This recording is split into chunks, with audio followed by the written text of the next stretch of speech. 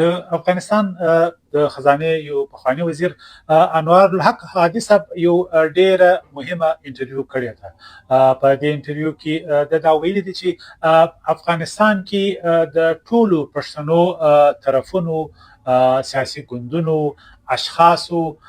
کاغه کمونستان ول کاغه بیا مجاهدین پښتانه ول کاغه بیا د جمهوریت خواهان ول کبیا طالبان دي یو شی په دې کې مشترک دي چې په افغانستان کې به د پښتنو بچي وي د په فکر افغان معنا پښتون او پښتون معنا افغان.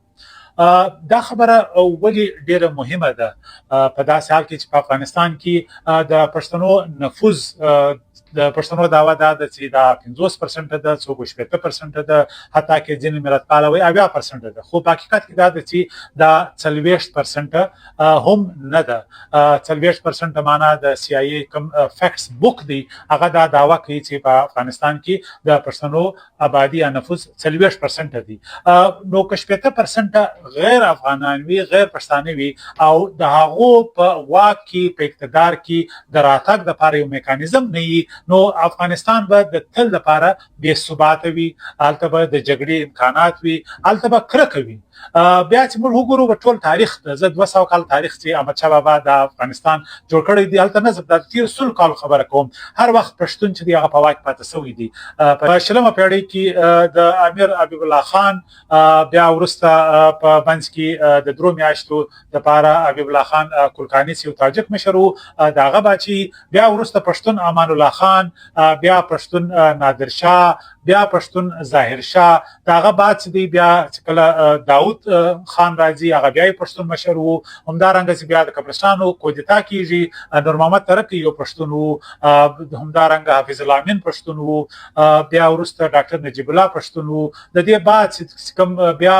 د مجاهدینو په دوره کې تقریبا 4 کال یا 3 کال یو رباني مشر راغلی وو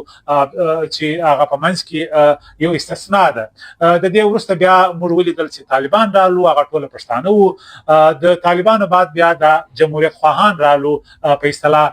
ریپابلیکنز ورته وایي چې اشرف غنی صاحب بیا او بخشي حامد کرزی صاحب بیا اشرف غنی وو دغه بعد بیا د طالبان رالو چې اوس پښتانه دي. نو په شلمه پیړۍ کې چې موږ وګورو په سلو کې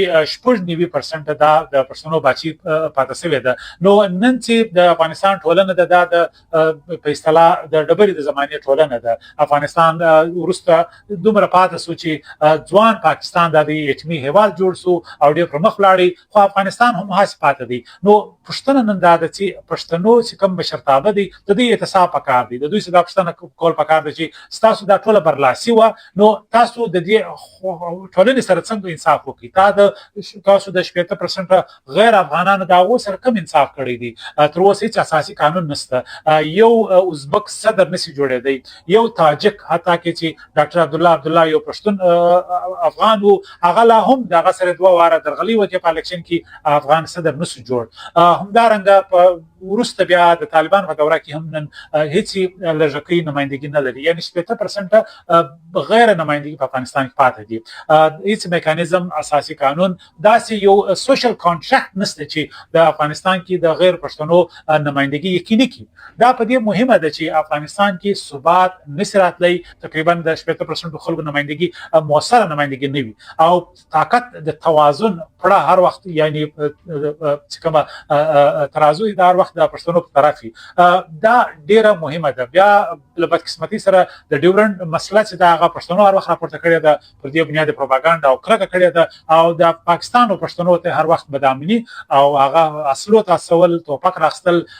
او د پاکستان سره د اړیکې خرابول دا یو بل جهاد دی چې بل وخت موږ پر دې بحث کوو. نو نن دا بحث ډیر لازمي دی په افغانستان کې یو داسې سوشل کانټراکټ باندې